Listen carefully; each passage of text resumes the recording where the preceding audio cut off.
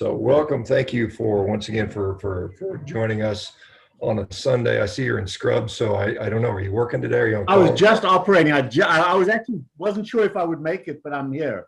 So just finished operating. Well, on a Sunday, were you taking some call, or was that? Yeah, it's kind of of course, emergency surgery. Interesting. Yeah. Bowel obstruction. So it's one of Oh those yeah, things. bowel obstruction. Yeah, you never let the sun set on a bowel obstruction, Exactly. right? Is that what it is? So, but we're good to go. I just walked back in here now, so we're good to go. Well, good. Well, thank you. Well, I was going to add to that. I was curious because I was wondering, how much of what your practice looks like these days, because I know you've gotten more and more into the non-operative portion of management of obesity and addiction. And so I wonder what it looks like for you today. Are you still pretty much full-time bariatric and general surgery, or are you doing a little bit of both now? Yeah, I do pretty much mostly bariatric surgery. I do take some general surgery call and that kind of thing, but I'm actually a pediatric surgeon, so I do kids and adults. But especially to the COVID era, a large part of my practice is helping people to understand carbohydrates from an addiction perspective. And we really have worked on the metabolic side, not just the weight, but about 60% of my practice now is diabetics. And as such, we see a number of people that have gone through keto and then migrated to carnivore. And that's kind of what we want to talk about. We see probably about 6 to 10 new patients a day, every day. So we've got a massive volume of patients. And then I operate as well. So it's a pretty busy practice. But when you see that a number of new patients, and of course we follow the patients along, we start to see trends earlier than most people see trends. I do a ton of blood work on my patients. And it's not esoteric functional medicine stuff. It's primarily to understand biology. So I'm not looking at blood work for something to throw a medication at. I'm trying to understand systems biology. And the beauty is we've got some pure carnivores. We've got people that are huge carbivores. We've got vegans. We've got the whole deal that come into the practice early on, and then we migrate them. And that's kind of what we want. When I reached out to you and said, hey, we need to talk about some of this stuff, we're starting to see some trends in our patients. And obviously you've got a unique group here, and I'd love to be able to explore some thoughts in that regard, particularly the untouched thing really in what we do. We talk about low carbohydrates, a lot of information about insulin and carbs, a lot of information now about fat and lipids and LDH, but the elephant in the room that nobody talks about is protein. And I think that it's worth, especially obviously with carnivores, that's one of the two dominant things that we eat. So to explore what is good and what is bad about protein consumption, I think is a useful thing for this group. I think you're on board with that. I think that's wonderful, actually, Robert. And it's one of the things we see, a little dichotomy in people that tend to be protein heavy, and there's folks that tend to drift towards more fat. And I think there's some unique differences there. One of the things, it's interesting that you're dealing with largely an obese.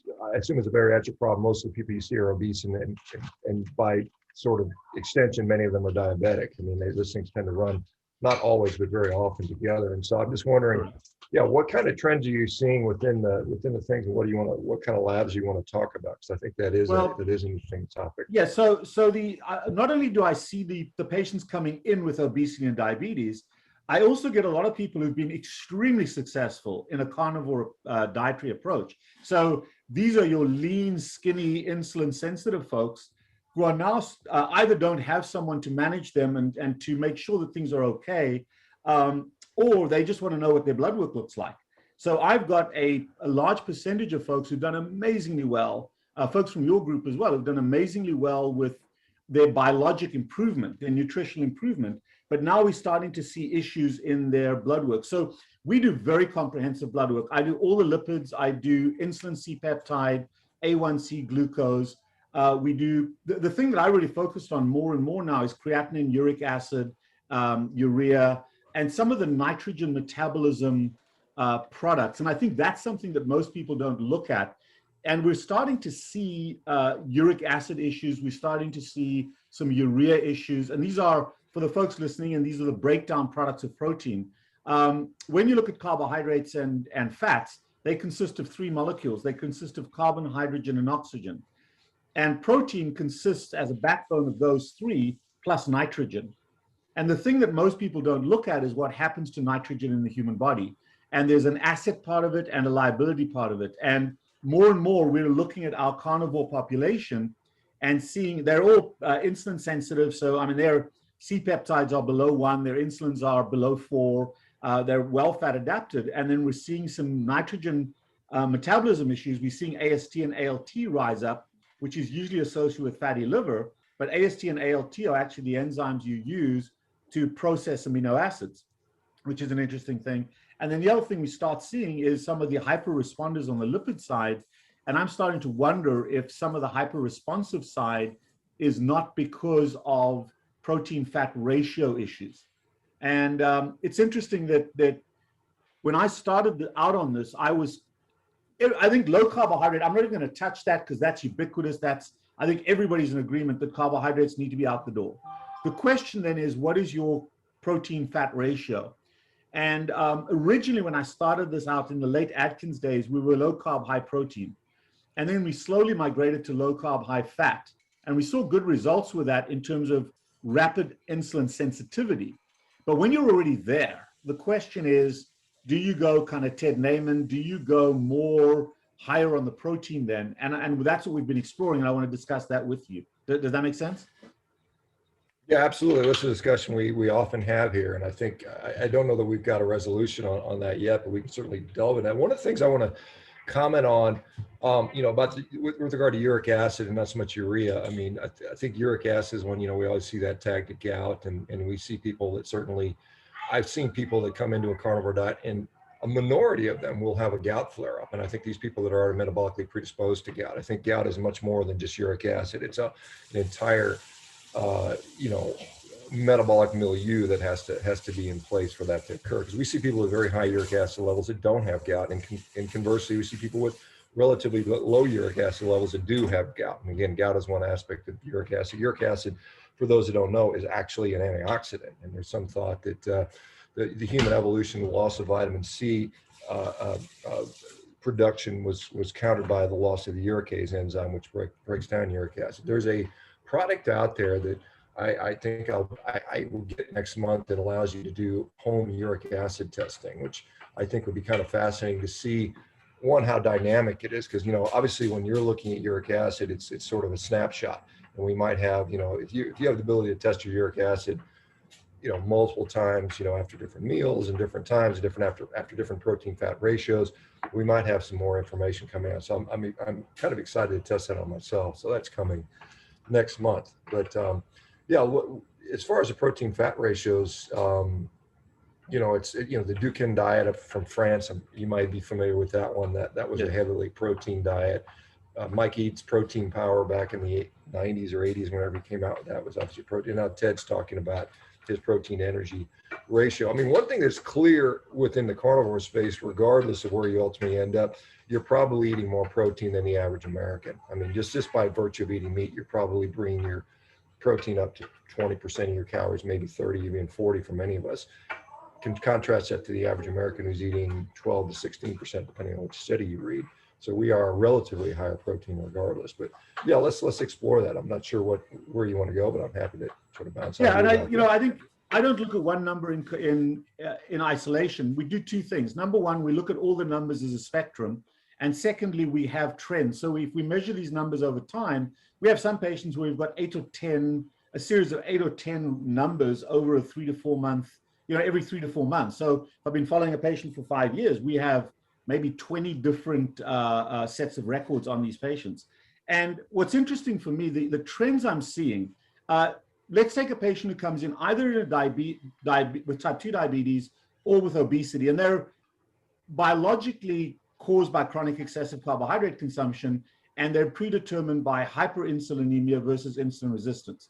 Hyperinsulinemic patients, where they have very, very high insulin numbers, are obesogenic. They can convert that sugar to fat, whereas the people that are lower in insulin production tend to become diabetic early on. They both have insulin resistance, but if you can produce a huge amount of insulin, you can overcome that.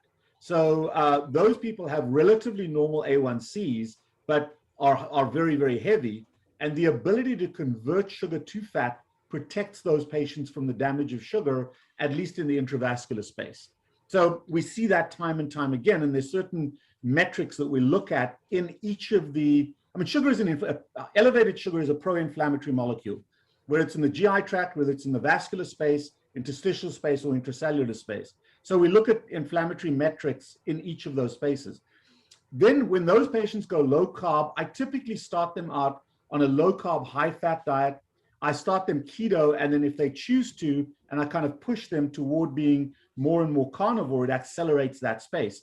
And we're at first high fat carnivore. But now what we're starting to do with our fat adapted patients who have low C-peptide, low insulin, we're starting to see the high fat patients, the uric acid starts to go up. And really what we're talking about is nitrogen metabolism and nitrogen processing.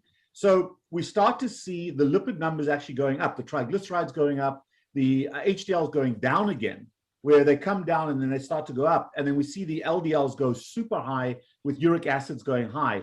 In other words, we're seeing a reverse of protein anabolism. We're seeing protein catabolism. And that's a little concerning for me. And in those patients, if I drop their fat consumption, that restores itself and their lipids get back down. So for example, I like triglycerides to be below 75, HDL above 75, and LDL ideally for me somewhere between 120 and 300. But I've got patients whose LDLs are in the 7, 8, 900 range, and their triglycerides are starting to go up, their blood sugars are starting to go up, their A1Cs are going up. And because we believe that carnivore is so healthy, and it is, we tend to ignore some of those rises. But for those patients, when I switch them to a higher protein, lower fat diet, those numbers actually normalize. So yeah, I think, let me just interject here, Rob. I think one of the things that we probably, I don't know why we don't do that. I mean, we should define health in absence of lab data. Like, let's look at some health, what we would all consider as are healthy human beings. You know, we can look at them, they're lean, they're free of inflammation, disease, perhaps, you know, relatively muscular, and then lab them up and say, this is maybe where we want to be, perhaps. I mean, if we're looking at labs, because I certainly, you know, this is an interesting, and again, I hate to bring away from human studies, but there's an interesting study on self-selection of dog feeding. And dogs, you know, some would argue kind of co-evolved with us, and they have similar eating patterns. And dogs, when you first feed them, they'll choose a higher fat to protein ratio for about 2 or 3 weeks. And then they'll self-select a leaner diet. I mean, this is, you know, and one of the arguments people will make against it is that, you know, dogs have smaller brains and they don't need as much energy and they can live on lean meat. But it's interesting to see that. And, you know, we see a lot of people within this space initially, they solve these insulin issues by higher fat. This is like the work of like Louis Newberg from the 1920s. You know, he had type 1 diabetics that were septic. They were almost dead. He put them on 90% fat, low protein. They resolved those issues. But then what happens beyond that? You know, do you go into a more of a leaner approach? And I'm not saying, you know, chicken breasts and you know, shrimp. I'm saying, you know, you go from fatty ribeyes to, you know, maybe you're eating sirloins and stuff like that. But we do see that. And I know for myself personally, if I want to get very lean, I'll eat leaner meat, and that works. That works. Right. Now, I think that's the key thing, is that this is not just you go from one diet to another. There's an evolution, and in part, the other thing that we notice that I'm starting to see trends in my paperwork because I've got such a high volume. I can see those trends, and one of the trends I also see, the separations, are those that are highly physically active. You're very different from me. You know, physical activity for me is lifting my coffee cup to my lips. So my expenditure of certain, especially of protein, is vastly different to yours. We're all turning protein over, but your protein ratio or your protein utilization by your muscle bulk, first of all, it's bigger than mine. Secondly, the turnover, and that's what we've got to respect, is protein turnover is very different for different people. Huge, big carnivores. And can you hear me okay? Yeah, you dropped out for just a second. I can hear you again. Yeah. So we see huge, big carnivores like you that have a huge muscle bulk. We see the very, very lean, skinny carnivores, the kind of Kelly Hogan type carnivore who's very, very skinny, very lean, very healthy, but doesn't have a huge muscle bulk. And really what we're talking about is the pool of protein that we turn over. And protein turnover comes from consumption, production, and breakdown. And the contribution in different people is vastly different. So I think that as this evolves, and what I love about this, because I'm very much in the carnivore space and I love the carnivore space. I myself am mostly carnivore, except every now and then I'll eat a vegetable as a treat. But and I'm an unfit carnivore. So the point that I'm making is that I'm pro this space, but I'm trying to figure out what is the best ratio for different types of people within this space. And there are some concerns with the lipids. I don't care about LDL levels, but I do worry a little bit when A1Cs are going up. I do worry a little bit in that space when I see some of the triglyceride numbers going up. So those are all little things that I look at, and we look at the hyper responders, the low responders when it comes to fat production. So I'm trying to figure all of that out. And I do see uric acid rising in people who become fat adapted, low insulins, and remain on the high fat diet. And the paradox is when they go on a higher protein diet with lower fat, that uric acid actually comes down. And I've got a range of blood work that I pulled up over here, and these are all carnivores that are fat adapted, and look at the different spectrums. Yeah, that's interesting, Rob, because you would think that uric acid would go up the more protein you eat, because that's this is it's the amino, it's purines and I guess interesting to see that. We often associate. Well, and here's the interesting thing is that as humans, we primarily secrete urea. And the urea is primarily an amino acid breakdown product. As you said, the uric acid is a purine pyrimidine breakdown product. And in the high fat, lower protein people, if they're not consuming quite adequate protein, and I see this also in my surgical patients who can't eat a lot, who are carnivore, they can't eat adequate protein, so their turnover ratio is in greater part from their own muscles. I'll give you an example. Gastric bypass patients, around 20 to 25%, and this just upsets me tremendously about this group. 20 to 25% of the early weight loss in a gastric bypass patient is lean muscle mass. So those people are breaking down cells, their autophagy is going crazy. And remember, the purine pyrimidine process is DNA, RNA that you're breaking down. So that goes toward the uric acid side. And I think if you're eating more protein, and even if you're converting that extra protein to sugar and to fat through the oxalic acid, pyruvic acid pathway, you're creating urea, which you pee out. Human beings handle nitrogen much better as urea, which we pee out and we sweat out, than uric acid, which is a more solid crystallizable form. And I think if you're in a positive nitrogen balance, where you're consuming more nitrogen than you need, you go down the urea cycle pathway. If you're either level or perhaps even in a net negative nitrogen balance, you produce more uric acid because you're catabolizing those cells. And that's, so when I switch those patients to, they're living on fat, but they're not eating quite as much protein as they need. And when I switch them to a higher protein fat ratio, I see that switch over. So I see the urea go up a little bit. The creatinine may actually come down paradoxically, but the uric acid comes down. And it's quite an interesting trend for me as I follow these patients. Yeah, interesting. I mean, you're seeing that urea is linked to, or uric acid is linked to catabolism. I mean, because basically, for people that don't know, these purines and pyrimidines are coming from DNA. They're cellular DNA nuclear material. That's where you get those from. And so if we're catabolizing our own, cells, and we're seeing elevations in uric acid because of that, that's an interesting observation. It's not one that I've seen. Typically we see like when I think of, when I'm eating meats, most of the DNA is going to be in the lean mass. There's going to be less DNA. There's going to be less mitochondria and less DNA in the fat mass. My assumption for unit of volume, it would make sense to me. Of course, you can't ignore we're not talking about fructose and alcohol, which is obviously we're well known to drive uric acid production. Those things are kind of non-issues for most people on the carnivore diet, however. Right, and that's the point. Is the fructose we deal with your standard American diet guy with gout, no question about that. That's a different story. But I'm talking about what I consider to be super healthy people.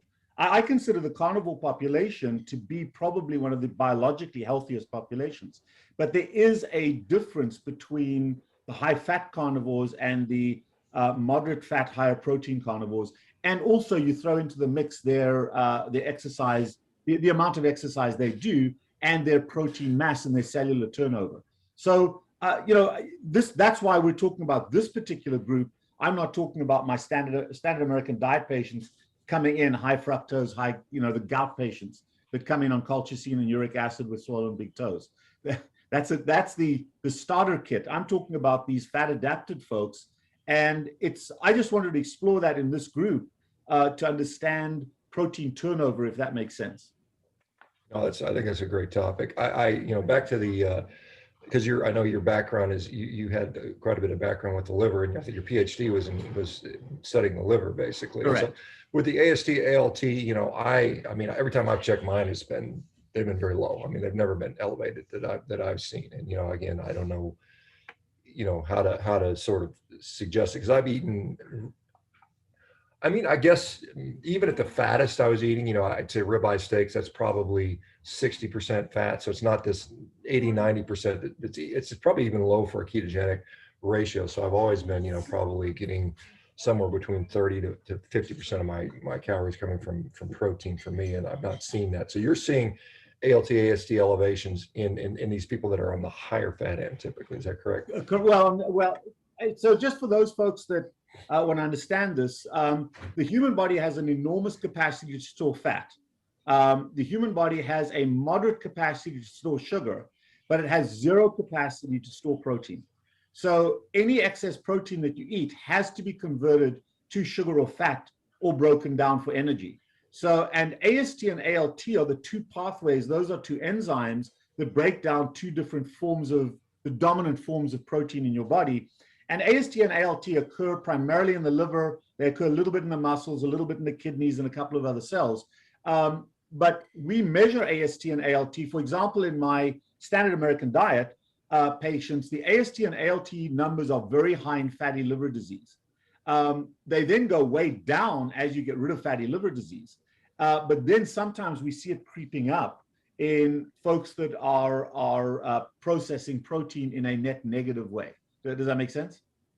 No, absolutely it does. Yeah, I just want to, I know, because this is something, your kind of moniker is a carb addiction doctor. And so I think that's something to talk about in the beginning, because when I see people trying to do like the very leaner approaches, the Ted Neiman approaches, and you've got this hunger you've got to deal with somehow, that often for many people, not all people, but for many people leads them to binge on junk because they just can't deal with the hunger. And I think the higher fat approach initially kind of helps, at least physiologically, with that relationship of getting off some of these carbohydrate-based foods. And I don't think, I don't think most of us are going to be, no one is really addicted to sort of raw potatoes. I mean, I think there's, there has to be that combination, the sweets, the desserts, and, sometimes it's the flours and the sugars, and sometimes there's fats added to that. And so I think there is, like I said, I think there is a natural progression. I see that all the time. We have people commenting here. You start out higher fat, you kind of fix your relationship with the food,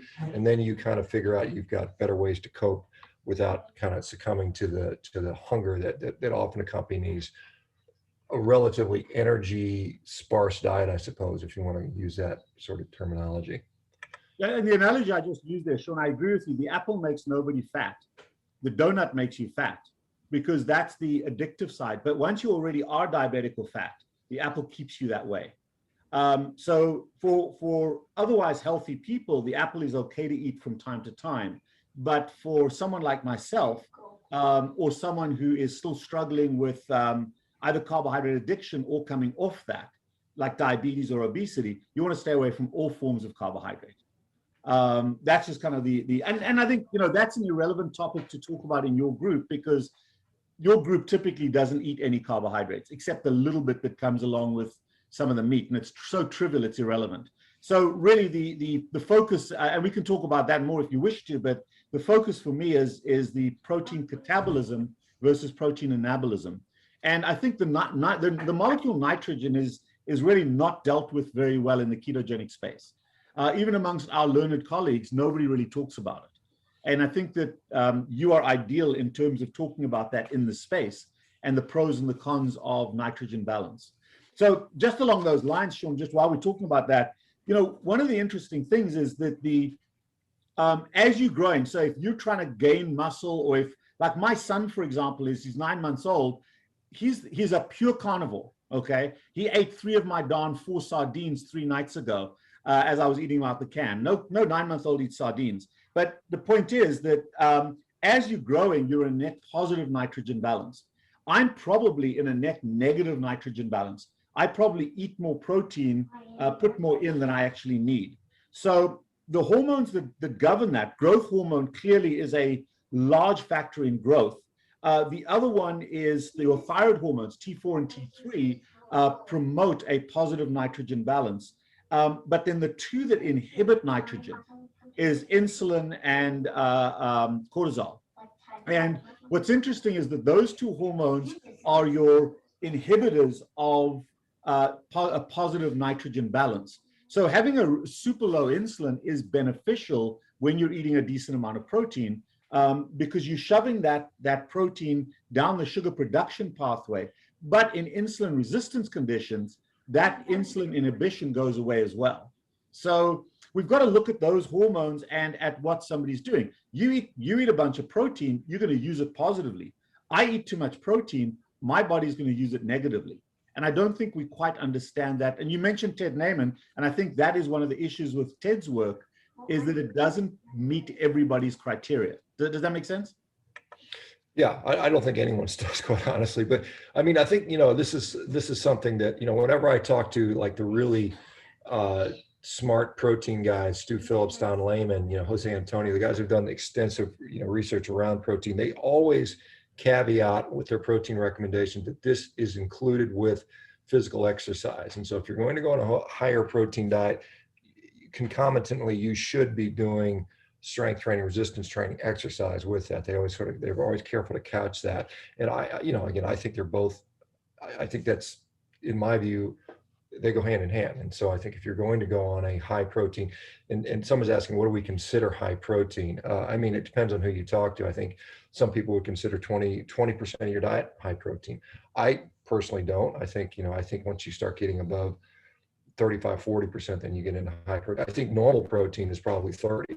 I don't know. Do you have a definition of high protein that you want to talk about? Yeah, what's interesting that the average person, whether on a high carbohydrate or high fat diet, their protein consumption is around 15%, somewhere between 12 and 18%.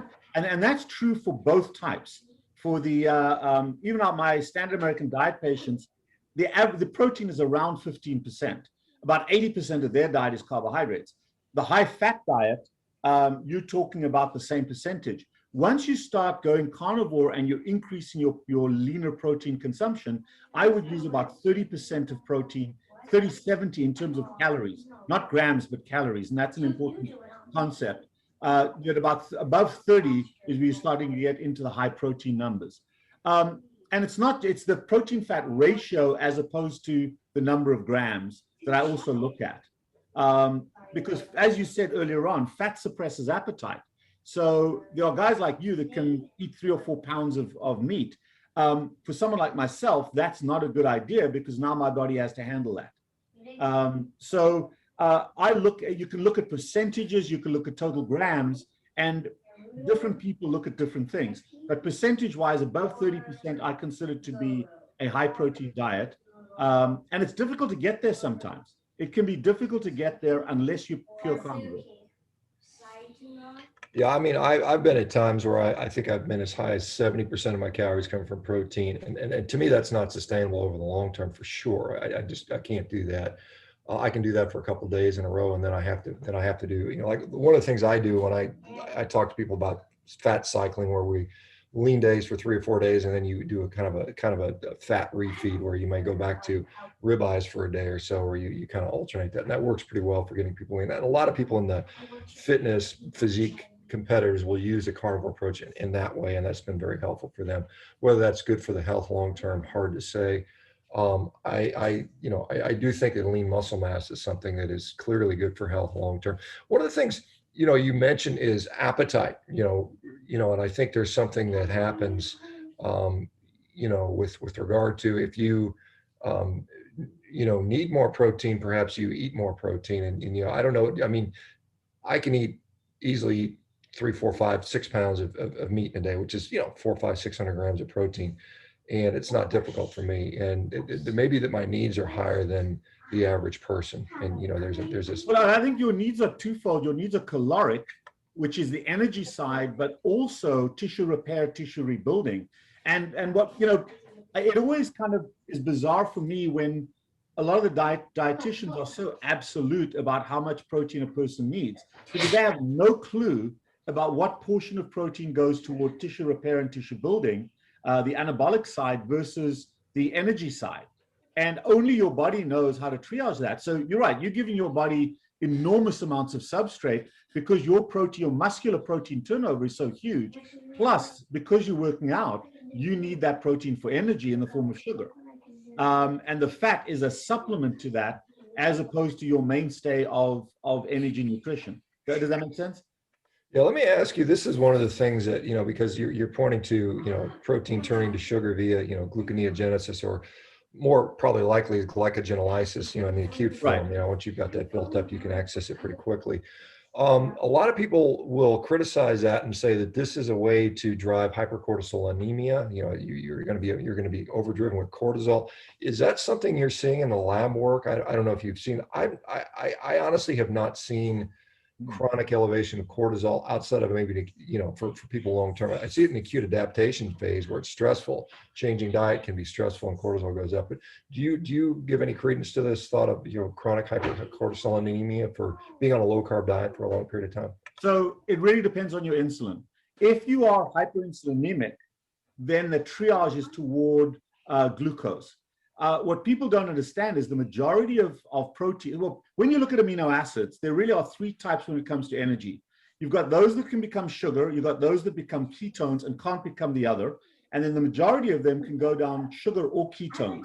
And one of the interesting things is when your insulin levels are low, below 4, or your C-peptides are below 1, you're fat adapted and insulin sensitive. Where I kind of spoke colloquially when I said the protein goes to sugar, because actually that's false. Most of the protein goes to ketones. So when I'm looking at some of the blood work, I'm just looking at somebody's blood work here right now, whose A1C is 4.8, her insulin level is 2.4. She is physically fit. Her uric acid is 3.4, but her ketones are 4+. Now that's just a urine. So she's shoving all that excess protein that she's eating towards ketones, and she's fat adapted and in ketosis. The other thing that people don't understand is that around 75 to 80% of the average cellular use of energy, whether you're fat adapted or glucose adapted, comes from non-esterified fatty acids. The majority of the energy the human body uses is actually fat. What we're talking about is maybe that 20% of people of your body's energy utilization that is either primarily sugar or ketones. But the majority, for example, if you look at the heart, whether you're an athlete or a carnivore athlete or your McDonald's slug, about 85% of the heart's utilization of energy is non-esterified fatty acids, which come directly from the fat cells. The rest of that in the McDonald's guy's carbohydrate is glucose and actually lactate, whereas in the fitter person, it's mostly ketones. So we're arguing about a percentage of energy utilization, not the global energy utilization. However, in a fat-adapted, insulin-sensitive person, you're driving most of those amino acids towards ketones, as opposed to someone who's driving it towards sugar. Because we're talking about two things when it comes to sugar. We're talking about your blood glucose, which is 70 or 65 or 75, or whatever it may be. But then we're talking about how much sugar out of the body, out of the bloodstream you're using per hour. So your flux. And there's a difference between blood sugar level and flux. And if your flux is for ketones, then you don't need to be producing and adding to that glucose supply in high amounts. Does that make sense? Yeah, I'm just trying to remember. I think there's like 3 or 4, you know, of the amino acids which will be exclusively ketogenic. I think they tend to be things like that are found more heavily in animal products, lysine, leucine, if I'm not mistaken. Correct. And those ones, you know, so if you're eating an animal-based diet, maybe you drive more of those amino acids towards ketones. One thing that was interesting, Ben Bickman, we had a discussion about, you know, there's this relationship between branch chain amino acidemia and insulin resistance and problems. And he thinks it is it's not causative, it's reverse causation. So these people that are, obese, insulin resistant, tend to be catabolic more often. And so they actually are breaking down their own tissues, and we're seeing higher levels of branched chain amino acid, which I think sort of lines up kind of what you're saying there. When we're looking at the people that have nitrogen problems, these are the people that may still be in this insulin resistant sort of unhealthy state. You think that's a fair statement? I think that is a very fair statement. And I think, the other part that people have to understand is that only 9 of the 20 or 21 amino acids are essential. And the majority of the amino acids can be made from a variety of other substrates, where you combine a carbon, hydrogen, and oxygen backbone with nitrogen, and you can actually make amino acids in your body. That's the beauty about it. So there are some amino acids that are being recycled into energy, some that are being recycled into other forms of amino acids. And I think the other interesting thing that I'm starting to work with a little bit with my liver history, we know that in people in liver failure, hyperammonemia is a big problem in terms of brain fog and that kind of thing. So the three excretion factors of ammonia, of nitrogen, ammonia, urea, and uric acid. And ammonia is very toxic to the human body. And I think that it requires a very, very small shift in ammonia increase to get your brain fog. We hear so many people talk about brain fog and that kind of thing. And I wonder if a piece of that is not slight hyperammonemia. I haven't measured that yet, but we are in select people going to be targeting that in the next little while to see if there's a difference. Because certainly, as I said, we're seeing the urea, uric acid. Hey, Shoes, can you guys go in the other room, please? But we haven't seen yet, I haven't measured the ammonia issues. And we get that fatigue brain fog quite a bit in our non-fat adapted people. And I wonder if that's not a component of it.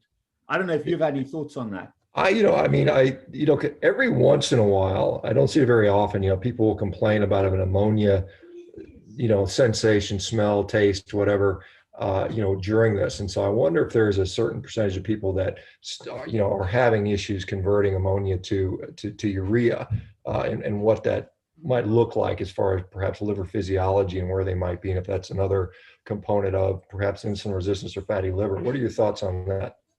Yeah, I agree. I think that's there's no hormone that works in isolation. They're all interrelated and they all have to go through flux. And the problem with pathophysiology, human dietary pathophysiology, is when you flatline your hormones.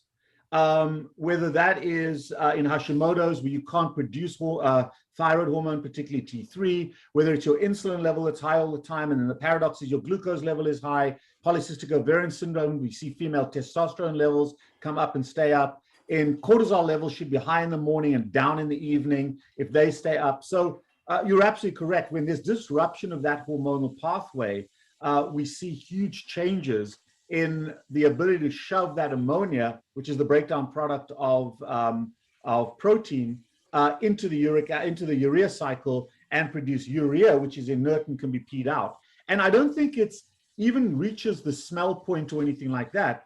It may just be a slight increase that starts to affect the intracellular, especially in the brain, the cellular function levels. So I think that is something that we haven't looked at yet. I get a lot of patients who come in with what we call adrenal fatigue and then also the brain fog stuff. And that clears up, particularly when they get rid of the carbohydrates and they become more insulin sensitive. And I don't know if that's a piece of it as well. Yeah, one of the things that I'm seeing consistently now, I think, there is when we become sick, we lose the capacity to do normal things, to eat normal things. And I think one of the things we're seeing, we see this relationship with TMAO and cardiovascular disease, arterial sclerosis.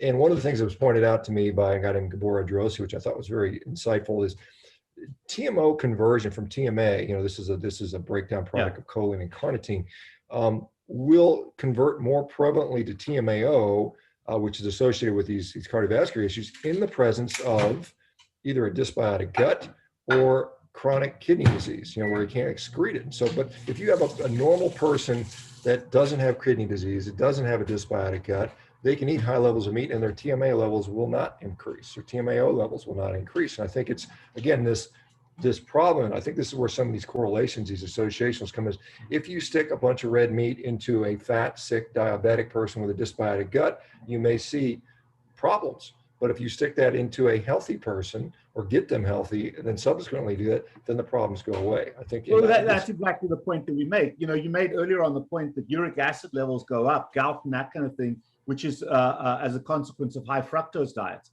So the same kind of thing, that you can't handle protein adequately if you're hyperinsulinemic and on a high insulin diet. And that's why I pointed out earlier on that insulin is an inhibitor of positive nitrogen balance. So if you're hyperinsulinemic and maybe insulin resistant, you're having double trouble in that group in terms of protein metabolism. And that becomes problematic. The other thing also, I think, where that plays a role is all these diets that are based on protein shakes, and where they add a non-complete spectrum of protein into some, I call that a sugar drink that's got the word protein on it to sell it, but it's basically a sugar drink. And I think that causes more metabolic trauma to your body. You may be losing some weight, but the biology gets really, really badly adapted when you're doing protein shakes and that kind of thing. So I like the fact that you use the word meat, not protein, as that. I try to get people to stop using the word protein in terms of what they eat. I like them to use the word meat, because those protein shakes and things are a real problem, and they're oversold and very, very heavily hyped. I don't know what your thoughts are on the protein shakes and that kind of thing. Yeah, I think, I look, if we just kind of break it down into processed food and what we can do with machine processing, we can create powders and flours and things that we are not designed, with our digestive system to be faced with. I mean, no one was, you have to, there's a temporal and sequential process by which we digest food, and it's supposed to be a relatively slow process. Gastric acid sits in the stomach for 4 or 5 hours, and then it slowly works its way and stimulates all the incretin hormones, from the proximal small intestine, in the jejunum down through the ileum, the distal jejunum. And there's this, I think, process that occurs. And when you overwhelm that with either processed flour or sugar or even protein powders, I think you get this dysregulation of what's going on. And not to mention the fact that these proteins that you get, these isolates, are isolates. They're absent other factors that are in nutrition. There's great studies. Stefan von Vliet did a study on whole eggs, looking at a whole egg versus egg white protein. And with isoprotein, isoprotein amounts, the people that ate the whole eggs had better muscle protein synthesis, because there were factors within the egg yolk that led to that. And I think that's the same thing. And I think it is a disservice to talk about macronutrient ratios absent of food, because we don't eat macros, we eat food. And I think that's how we have to continue to talk about this. And I think, you bring up the egg, for example. When you look at the biochemistry of how protein, for example, gets metabolized in the body, whether it's anabolic or catabolic, there are a number of cofactors, vitamins. For example, B6 is a big B vitamin that is required. And those are not static, they're not stored. There's an ongoing consumption of those vitamins together with your meat. So when you eat an egg, you're getting basically everything in exactly the right amount to make a chicken. And in order to turn egg white into muscles for that chicken, you need all those vitamins to be working well. When you drink a protein shake, you're getting none of that with you. Now, you may have enough already in your liver or your muscles, but you need to be able to absorb and take in all of those things together. So eating real food or whole food is such an important component for me. And the more whole that animal is, the ribeye steak, that kind of thing, is going to have enough of those protein metabolism products in, but the protein shake, the isopure proteins, are not going to have that in them. And that's a concern for me as well, when people are using human manufactured breakdown products that have been reconstituted as food. Absolutely. And we're seeing more of that, as you probably are aware. I mean, there's, we're going to be eating maggots, and they're going to do, it's interesting, they've gotten, maybe many people don't know this, but cotton has been approved by the FDA for human consumption. Actually, we normally cannot eat cotton. We don't eat our shirts because there's a product in there called gossypol, which is toxic to pretty much all the mammals on the planet. And they figured out a way grow it with a GMO type thing where it doesn't express that gossypol in certain parts of its plant, and so they can grind that up into a protein paste now. So we'll see cotton appearing in processed food. Not that any of us are advocates of processed food, but that's going to be occurring, and then we'll see the ground up maggots and crickets. And I have a concern about chitin. I don't know how much chitin we can have. Chitin is one of the products of bug exoskeletons, the proteins there that we're not used to. So yeah, I think the processed stuff is a problem, regardless, even if it's protein powder. And I consumed a ton of protein powder through my years, and now I think that was probably less optimal for me. Right. There's one other just comment that if I can segue to this, and this is another little trick that we use now with our patients. One of the great challenges for people as they do really well with their diet, whether it is keto or carnivore, and they lose a ton of weight. This is my obese population. They lose a ton of weight, and they may lose 60, 80, 100 pounds, and then they get stranded. And they're not eating any carbohydrates. They're trying caloric manipulation. But they just don't, because their body has adapted to be very, very slim in terms of the utilization of energy. So one of the things that there's what we call futile cycles, which is where your body is producing and using up, producing and storing energy continuously in a loop without actually spending it. And you said something interesting a little bit ago when you go lean protein for a while. One of the little tricks that we've used for my patients who are carnivore or keto, but they're low carb, high fat protein, is to cut out the fat. And one of the things that we see is to initiate weight loss again when you're on a plateau is to drop the fat. And those people will lose weight very, very quickly in a short burst. Now I tell them, don't do it longer than about 7 to 10, maybe 14 days, and then back up the fat again, because the problem is that lean protein makes you hungry over time, and then you end up eating more or more often. But if you lean up your protein for a few days to a couple of weeks, no longer than that, you can actually step down and reinitiate this process. So I think that we become a little bit blasé in the carnivore community about allowing unlimited fat. And there's a lot of us that are nth degree people where a little bit is good, but more is better. So we're adding MCT oil, we're adding fat, we're adding butter, and that may not necessarily be great once you're already somewhat insulin sensitive. It's great for suppressing appetite, but once you're already there, it may not necessarily be the best way to go. And that's a little trick that we can use. Instead of cutting calories and feeling hungry, cut fat, or bump up your lean protein ratio, and you'll kickstart your fat loss again. Yeah, I think one of the nuances within that discussion is it depends on the fat source as well, because I can tell you dairy fat, I can eat a lot, for whatever reason. I don't know why it is. I'm almost ashamed to admit this, but I cannot eat very much brisket. I get to 2 pounds and I'm tapping out, whereas I can eat 4 pounds, 5 pounds of ribeye. And it's like, I don't know, I'm not sure how much the fat content is different, but for whatever reason, that particular cut of meat is something I cannot eat very much of. It's very satiating. So I think there's that. I want to ask you a little bit about what your thoughts are on fasting. I don't think I've ever pursued that on you, because I know so what are your thoughts around fasting? Well, yeah, and I love Jason. He's a good friend of mine. And I think fasting has a role to play. The first thing I just want to put out there,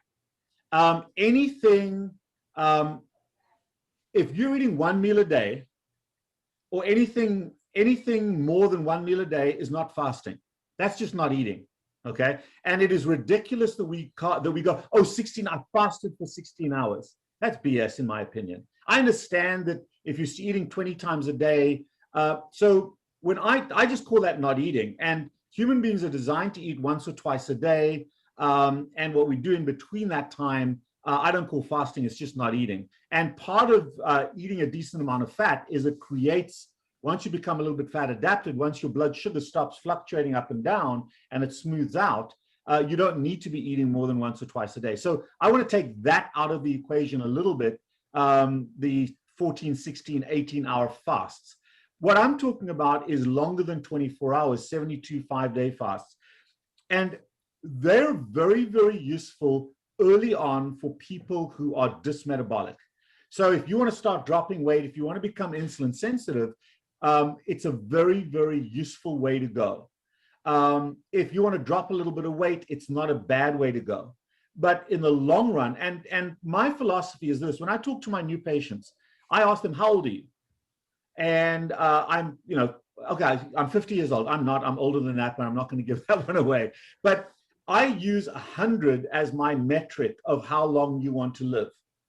So that means you've got to sustain this way of life for the next 50 years. To fast on a cyclical basis for those 50 years is going to be very, very challenging. So upfront early on, and if you're less than 5 years into this, you're still a rookie.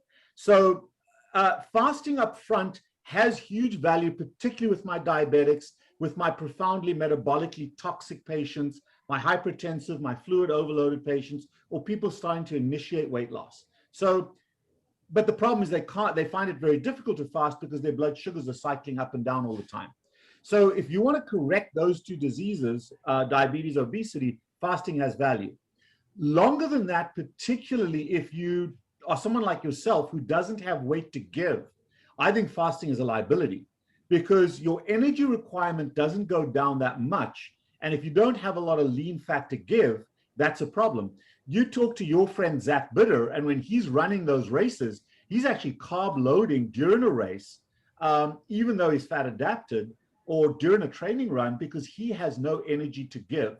So I have a concern with longer than 20, I call it a 23-1, longer than a 23-1 for most people in a steady state. I'm not a fan of that. If you want to do it for the badge of honor, that's fine. I've got a few Boy Scout badges. I've done the 72. I also like a longer fast if you can tolerate it, if you've fallen off the wagon. I call it the eye of the needle. It's a nice way to get back on track. But as a routine, I'm not a big fan of fasting. Yeah, I've got to say, and I've talked to Jason as well, and he basically says for athletes, he doesn't really see much utility in that, and people that are already lean. So I agree with that. And I think, again, beginning early on, some people need that artificial stopwatch to help them because their appetite is so dysregulated. They don't know why they're eating. They're just eating, and they're not eating because they're hungry. They're eating because of various other reasons. So that may be that artificial thing that helps in the beginning. But long term, I agree with you. I really do not like to go a day without eating. I've done it a few times just to test it out, but I'm not a fan of that. I like to eat once, twice a day. Sometimes I'll eat 3 times a day, depending on what's going on. But yeah, I feel much better when I have, food coming in. And I think there's a reason why we have, I always ask people, why do we have an appetite? I mean, what is a basic reason humans have an appetite to begin with? Outside of what we have today, but I mean, the obvious answer is because you're supposed to eat something, right? I mean, that's right. Most of us get hungry once a day and you're supposed to eat something. And I think that just makes sense. Well, let me break that down a little bit with people not like you, but my obese and my diabetic population. Is this word hunger. And we are conditioned and we're told to eat when you're hungry. A couple of things with that. The first thing is that fat people are always hungry. We're always looking for an opportunity to eat. The second thing is hunger was an appropriate stimulus. When you and I were young and we lived on the plains of Africa and we lived in a little hut, when we got hungry, it meant we had to grab our bow and arrow and our digging stick and go out and dig something up or kill something. And because hunger was a nutritional driving force, because starvation was always at the door. Everybody watching us right now is sitting within 50 yards of an abundance of food. The problem in the modern era is this tsunami of the abundance of food. Food is not scarce in America, even though people live in the poverty line. You can still get crap to eat. So hunger is no longer a word I associate with nutritional requirement. Hunger for my patient population has pretty much become the same as I need a cigarette. When someone says, I need a cigarette, what they're saying is I need some emotional relief. I've got some emotional tension going on. I'm bored, I'm stressed, I need relief.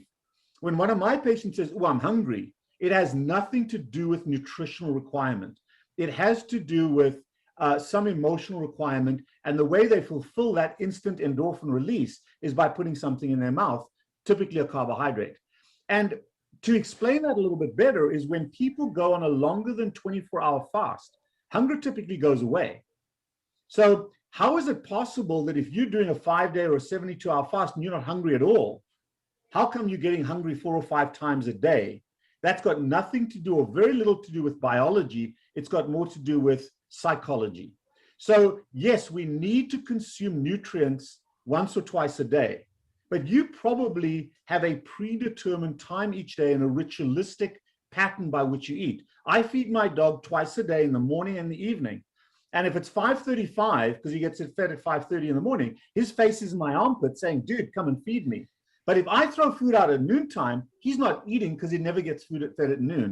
And I think part of the structural conditioning is for us to learn to preempt when we're going to eat and create a structured format for the most part. Now, if you're out with buddies and that kind of thing, different story. But there's a couple of reasons why it's useful to try to eat at the same time or around the same time each day. Earlier on, I talked about hormonal cycling, and all of our hormones, every single hormone works in a negative feedback pattern, and hormones go up and then they go down. So even if you're eating a steak, your insulin numbers still go up a little bit. So there's supply, and you've got a certain hormonal milieu that is supply adapted. And then you want to go long periods of time where your body is now demanding from your stores. And there's a whole different subset of hormones, which, for example, in the insulin glucagon, that's glucagon between meals and insulin in meals. So one of the things, if you look at insulin, for example, insulin governs cholesterol production. So during a meal, you're producing a lot of cholesterol. But if you're insulin sensitive, between meals, that goes down, and you triage, instead of that HMG-CoA reductase pathway to cholesterol, you're now switching on ketone production. But if your insulin levels are up all the time, you're producing tons of cholesterol and you're not producing ketones, because those two are switched on and off by thyroid, insulin, and glucagon. Same thing with testosterone production. Same thing with HDL. HDL gets produced by the liver when you're not eating. But if your insulin levels are up all the time, you don't produce HDL. That's why HDL is such an important marker for me of metabolic disease. Low HDL and high HDL is a marker of health. So all of those markers are so important, and you can ramp up your nutritional health by helping your body to cycle diurnally. And we talked about cortisol. A lot of people have sleep issues. Well, early morning, you want cortisol. In the evening, you want serotonin. And before you go to bed, you want your serotonin to become melatonin, and so you can go to sleep. But if your cortisol levels are up all the time, that's problematic for going to sleep. So that hormonal cycling is governed primarily by our consumption of food and by times when our body's demanding food from our stores. So I call that supply-demand cycling. And if you're eating once or twice a day in a structured way, in a preemptive way, number one, you're getting rid of hunger, because now you don't know if you're eating for your head or your body. But secondly, you're allowing your body to hormonally restore. My PCOS patients, I do the same thing for. Because PCOS have these chronically elevated testosterone levels. And just one final point on that, on these hormonal things, all of the steroid hormones start out as cholesterol. And vitamin D is not a vitamin, it's actually a steroid hormone. So when your insulin levels are high, insulin blocks the production of those steroid hormones because you're producing a lot of cholesterol, and you don't want that all to go down the steroid hormones. So the girls get PCOS, the estrogen levels go down. The boys get low T, and the estrogen levels go up. So all of those things, when you see all these low vitamin D levels, that's very often hyperinsulinemia. So restoring that hormonal milieu, I hate the word balance, is so important when it comes to, you can call it timed eating. I just call it scheduled eating. So that's the bigger answer to the fasting question. Yeah, I think I agree with pretty much all of that, to be honest. Just a question. Somebody asked me about coffee. Now, you're a surgeon. You probably like coffee, I imagine. Yeah, there you go. Well, I never liked coffee. I never drank it, even through my residency, where, as you know, medical residency can be a lot of sleepless hours. And I never got into coffee. But do you, I mean, despite the fact that you drink it, do you feel that it's a net positive, net negative? What are your thoughts on coffee? Okay, so I think let's expand this out a little bit. The way the human brain works is that the human brain can function for about 20 to 30 minutes at any one time, and then needs a break. And that break is given to us by activation of our endorphin pathway. And every human being can be defined by the little quirky things that you see. I'm talking a lot with my hands. That's something that gives me that little serotonin, at least that little endorphin effect, so that I can focus on what I'm talking about. Everybody has a tell. And at about 20 to 30 minutes, the fat guy is, or the fat person is looking for a snack because that's their endorphin kick. The smoker is looking for a cigarette. The chatty person's disrupting the meeting, having a chat. The religious person's having a little prayer. So we have to pay homage to that. And we are either in charge of that moment or not. And the word that so for a fat person, for my obese people, that is calories for your head. So when it comes to carbohydrate addiction, there's three parts to the addiction. It's the substance sugar, and then there are two process addictions. The first process addiction is snacking, which is calories for your head. And the second one, which you can talk about if you want to, is called Rottweiler syndrome.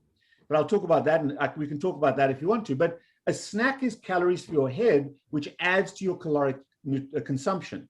So I created the word bridge. We know we have to snack, but we don't want it to be calories. So even if it's pepperoni and cheese, it's still calories for your head. It doesn't have to be carbohydrates.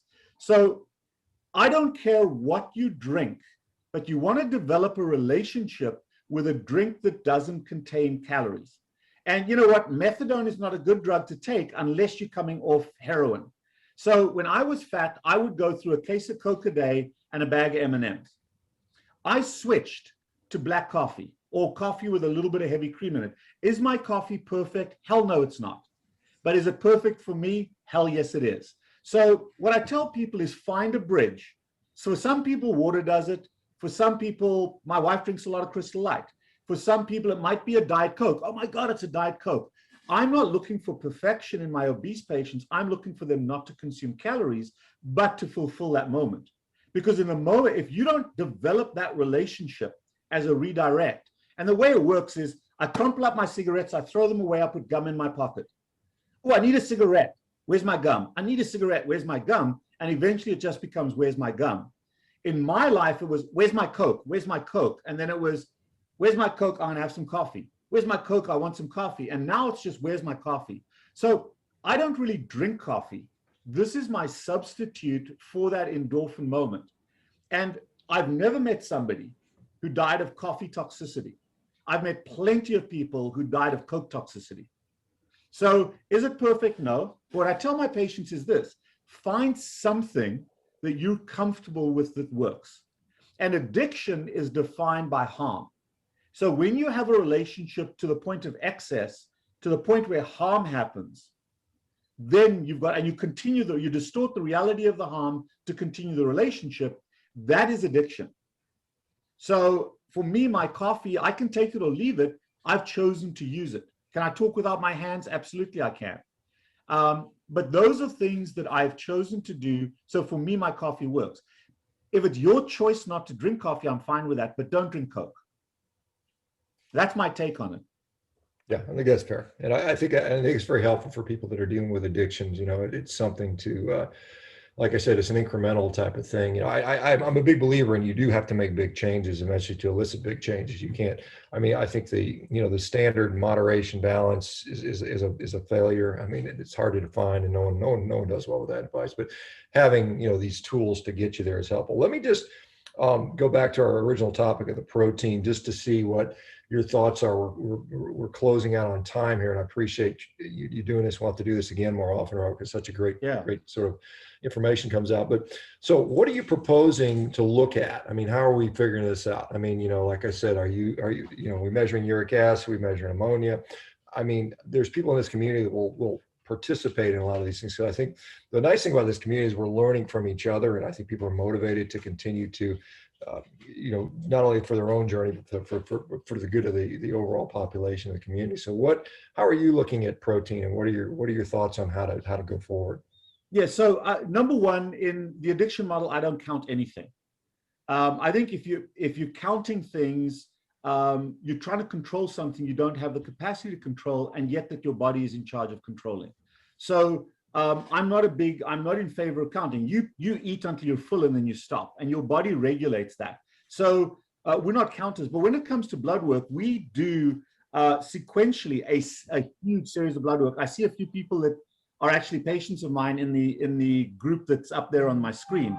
And so what I like to do is not look at numbers in isolation, because all numbers interact with themselves. So I look at lipids, I look at electrolytes, I look at protein ratios, I look at the liver numbers, I look at uric acid, I look at the thyroid numbers, I look at testosterone, estrogen, progesterone, DHEA. I look at the full gamut of numbers, and whether your insurance pays for that or we have a contract with a company called Alta where they do it really, really cheaply, and we can look inside of those numbers and look to see, okay, where are their shifts? So your A1C is a little bit elevated, why? Or your triglycerides are a little high, why? And we're looking for primarily carbohydrate-induced inflammatory markers, but we're looking at inflammation in those 4 different spaces. So the global blood work is a foundation of how we manage our patients. And based on the blood work, we can then look at, okay, if your C-peptide is 3 and your insulin is 40, we know that that is hyperinsulinemic insulin resistance. So we've got to radically bring those carbohydrates down and add fat. If you're enormous, you want to add fat early on in your diet as satiety. But for my patients who are already carnivore fat adapted, I'm going to slightly go up on their protein ratio, down on their fat ratio to look at these numbers. And I do believe that, as you said earlier on, you've got to look at the whole person, but part of that person are what the numbers reflect. And the numbers don't just go off in a healthy person. They go off for a reason. And we've got to be able to give them guidance to bring those numbers back. The one number I don't care about at all, except if it's too low, is LDL. So, and I'm much more comfortable than most people about categorically talking about that. But the other lipid numbers are markers of intravascular damage. They don't cause it, but they're markers of it. So what I help my patients to do, if they're further advanced on the carnivore spectrum, is to look inside all of those numbers and say, okay, you know, one of the things that very few doctors do, for example, Shawn, is very few doctors check TPO, the 2 thyroid antibodies, or TSI. So they don't look for Hashimoto's. It's very common for me to see people with Hashimoto's disease whose thyroid numbers are still normal, but are they actually normal when they got those antibodies? So those are also ways we can help those people. There's so many things in the numbers that we can tweak. But really, I want to take them a journey toward metabolic health and then staying there. And part of it is looking at their fitness profile. Does that make sense? So if you're an athlete like you are, can we tolerate a higher blood sugar? Yes, we can at certain times, but you want to see that fluctuation. Can we tolerate a higher A1C? Probably not. So it's those little things. So why is that A1C now gone from 4.9 to 5.6? And most doctors say, oh, 5.6 is great. I'm a little concerned if we see that rise. What is it that's going on? Because that's a chronically elevated blood sugar rather than just an exercise-induced release of sugar from the liver. So we've got to look at all those numbers and see where we are. And that's basically what I like to look at with my patients. And while I see a lot of metabolically challenged people up front, I've got a large pool of patients who are much better than I am at this. And those are the patients I'm learning from. And that's why I set up this visit with you. I mean, yeah, I just pulled up 4 different blood works here. Every one of these patients has better blood work than I do. Yeah, one of the things I've seen, you know, with my own personal state, the highest blood sugars I ever see, you know, come after exercise. I mean, that is unequivocally the thing that drives my blood sugar up highest. I can see it going up 60, 100 points after a really intense deadlift session or a really hard session. You know, it normalizes after that, but I mean, it's just. So you have to wonder, you know, is blood sugar always bad? No, there's sometimes we need that. So I think we have to be more nuanced about that. You had mentioned a syndrome. Was it Rottweiler syndrome? I can't remember what it was. Rottweiler syndrome. Yeah, Rottweiler somebody syndrome. Wanted you to expand on that. I didn't. Yeah. So when it comes to addiction, as I said, we've got 3 things. We've got the substance abuse, which everybody in the ketogenic space is focused on, which is sugar and starch. Okay, and we know that gives you an instant high like nicotine does. But so we've got substance addictions, which is your crystal meth, crack cocaine, heroin. If a cigarette does not contain nicotine, nobody's going to smoke it. It is a pure substance addiction. The problem is when it comes to obesity and diabetes, this is why it's so challenging, because it's not just the substance. The other side of instant gratification is what we call process addiction. So we've got substance addiction, which gives you that instant short-lived gratification, but process addiction are things like gambling, cutting, where you cut yourself to hurt yourself, to feel good, sex, pornography, computer games. Those are process addictions. Binge eating disorder is a process addiction. Snacking is a process addiction. And Rottweiler syndrome is sitting down with a plate of food. You see, I'm not going to ask anybody to answer this question, but think about what you do to decide how much food you're going to eat, especially if you're eating once a day. We human beings are unique in the animal world that we've conditioned our brains to think about how much we think we need. We put that amount of food in front of us, and then come hell or high water, we're going to finish it or come close to finishing it. We've learned to do two things. We've learned to slowly increase our portion sizes. If ever you go to Europe, you'll see you get kind of pissed off with the Europeans for giving you a little kiddie's portion done by an interior decorator, and they charge you an arm and a leg for it. But that's normal. We've just insidiously grown used to massive amounts of food. And secondly, because we've been on a high carbohydrate, low fat way of life for such a long time, we defy the satiety signals that come from fat. And if you've ever seen a Rottweiler eating food, it goes, brrr, it'll finish very quickly everything that it eats. And it way overeats from a purely caloric perspective. And then it's almost like cutting, where you hurt yourself for a degree of pleasure. When you sit back, oh my God, I'm stuffed, I can't eat anymore. That awful feeling of feeling really sick, especially if you eat a high fat load, that's where you've way overeaten. That's no different than cutting or the alcoholic that kind of feels good about their hangover. That is part of addiction. So what we try to get our patients to do is to restore satiety feedback. And as you said earlier on, satiety comes primarily from 4 intestinal hormones and a fat hormone, adipocyte hormone, that gets released in response to uptake of fat. And you've got peptide YY, you've got CCK, I can't remember the third and fourth ones in the gut, but the incretins, and then you've got leptin from the fat cells, and they sequentially get triggered by fat. So the two things we like our patients to do is to add a little bit of soluble fat to the beginning of the diet. And the reason you can't eat as much brisket as ribeye is not that the fat's different, but that soluble fat hits your incretins much earlier. If I eat sea bass, for example, I can only eat a pathetically small amount. If I eat tuna, I can eat a massive amount because of that fat ratio. So for example, I'll add a little bit of brie cheese at the beginning of my meal, and I can't even get through the ribeye steak I put in front of me. But the Rottweiler syndrome then is to take whatever you think your brain needs, cut it in half, leave half in the kitchen. Now, these are for people trying to lose weight, trying to drop weight. Leave half in the kitchen, take half to the dining room table, sit and eat that. Then get up for 2 to 5 minutes, go feed the dog, go do the dishes, don't do the dishes, go do the laundry, play a game of cards, do a puzzle, go for a little walk. In other words, give that leptinoid system a chance to work. Then go back to the kitchen. And almost always, you don't want to finish what you thought you needed. And from a caloric reduction perspective, I don't use the word calories very often, you're eating way, way less than you're actually eating what you needed rather than what you thought you needed. And that helps to restart weight loss of my really heavy patients to initiate that weight loss. So that's called taming the Rottweiler. And really what you're doing is doing what all animals do, is listening to their bodies rather than their brains. Yeah, I absolutely observed that in myself. I mean, it was very rare that I ever leave anything on a plate. I mean, I just don't. I mean, right. And, you know, I've gotten over the years better at saying what I need and what I put on the plate. I kind of know ahead of time. But at the same point, you know, if I will often eat beyond what I'm hungry for if it's on my plate. And I think that's great advice for that. I mean, you know, I'll maybe compensate for that. Say I overate, so now I'm going to do something to make up for it. I won't eat as much on the next meal or something along those lines. Robert, this has been wonderful. This has been awesome. I know the participants have been gushing about how much information they've gotten. So thank you very much. I look forward to getting to see you in person again at some point in this. Are you going to Omaha? I don't know. I don't know that I've been asked to go to Omaha, so I don't know that I'll be going there this year. Yeah. But we'll see.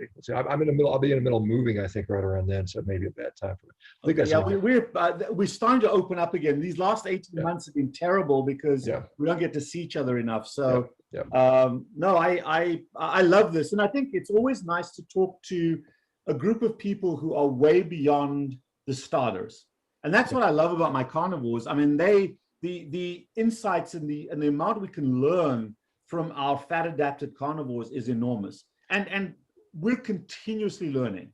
Right. I mean, the fraction of stuff that I know versus what I still have to know, and I've been doing this for 22 years, is it's microscopic in terms of what I know. Nobody, by the way, in our groups are really talking about nitrogen. Yeah, and that's true. That's actually true. That's good that you brought it up. And I think it's something that deserves to be brought up. I think, there is protein is an important thing. We need to understand all of it. And I think that, admitting, and I think, that shows some degree of being wise and saying, hey, we just don't know it all. And I think that's important to do, because there's a lot of people that will pretend that they know everything and have all the answers, but we clearly don't. And the folks that are listening are just as much helping us to learn as well. So wonderful. Absolutely. Absolutely. Guys, I got to go. I've got 3 short ribs looking at me. You mentioned 50 yards. I've got less than 6 feet away. I've got those. So I'm going to go eat those for breakfast. And you guys have a great morning. We'll see you guys on Monday. Thank you, Robert, and look forward to talking to you again. Thanks very much, Sean. Take care. Bye-bye, guys. Bye.